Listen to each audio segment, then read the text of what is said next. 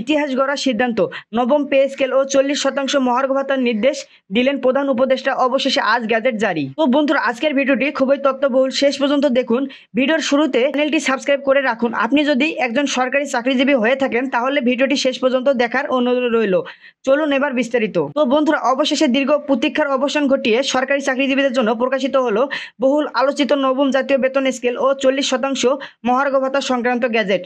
সরকারের এই যুগান্তকারী সিদ্ধান্তে দেশের লাখ লাখ সরকারি কর্মকর্তা ও কর্মচারী যেমন আর্থিকভাবে উপকৃত হবেন, তেমনি এই সিদ্ধান্ত দেশের অর্থনীতিতেও ইতিবাচক প্রভাব ফেলবে বলে মনে করছেন অর্থনীতিবিদরা। তো বন্ধুরা, নির্বাচনের আগে এমন বড় ধরনের আর্থিক ঘোষণা কর্মজীবী শ্রেণীর জন্য যেন এক স্বস্তির বাতাস বয়ে এনেছে। নতুন গ্যাজেটে মোট 12টি গ্রেড নির্ধারণ করা হয়েছে এবং প্রতিটি গ্রেডেই পূর্বের তুলনায় উল্লেখযোগ্য পরিমাণে বেতন বৃদ্ধির বাস্তবায়ন করা হয়েছে। সরকারের পক্ষ থেকে জানানো হয়েছে, নতুন বেতন কাঠামোয় গ্রেড প্রথম থেকে একদম 20তম গ্রেড পর্যন্ত প্রায় গড়ে 40% পর্যন্ত বেতন বাড়ানো হয়েছে, যা আগে বিদ্যমান মূল্যস্ফীতির সঙ্গে অমিল ছিল। এর ফলে সরকারি কর্মচারীদের জীবনযাত্রার মান এক ইতিবাচক পরিবর্তন আসবে বলে আশা করা হচ্ছে। তো বন্ধুরা, একই সঙ্গে সময়োপযোগী সিদ্ধান্ত হিসেবে 40% পর্যন্ত মহার্ঘ ভাতা বৃদ্ধির কথা জানানো হয়েছে, যা বর্তমানে দ্রব্যমূল্যের ঊর্ধ্বগতির প্রেক্ষাপটে অত্যন্ত বাস্তবসম্মত বলে মনে করছেন সংশ্লিষ্টরা। অনেক দিন ধরেই সরকারি চাকরিজীবীরা বেতনের সঙ্গে তাদের জীবনযাপনের বাস্তব ব্যয়ের ব্যবধান নিয়ে অসন্তোষ প্রকাশ করে আসছিলেন।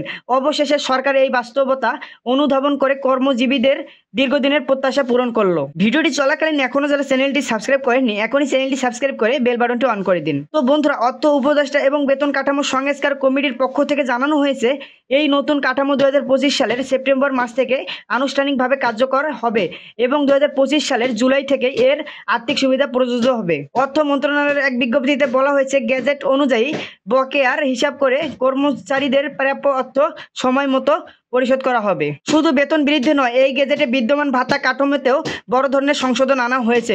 বিশেষ করে ঢাকা সহ বিভাগীয় শহর কর্মকর্তাদের জন্য বাড়ি ভাড়া ভাতা 50% উন্নীত করা হয়েছে এবং চিকিৎসা ভাতা বাড়িয়ে 25% করা হয়েছে। তো বন্ধুরা, এছাড়া অন্যান্য ভাতাগুলোতেও প্রয়োজনীয় অনুসারে পুনর্বিন্যাস করা হয়েছে, যা কর্মচারীদের জন্য বাস্তবিক অর্থে স্বস্তিদায়ক হবে। প্রধান উপদেষ্টা এই সিদ্ধান্তকে একটি মানবিক ও বাস্তবমুখী পদক্ষেপ বলে আখ্যা দিয়েছেন। সরকারি কর্মচারীরা যখন আর্থিক দুশ্চিন্তা মুক্ত থাকেন, তখন তার মন প্রাণ দিয়ে রাষ্ট্রের সেবা দিতে পারেন।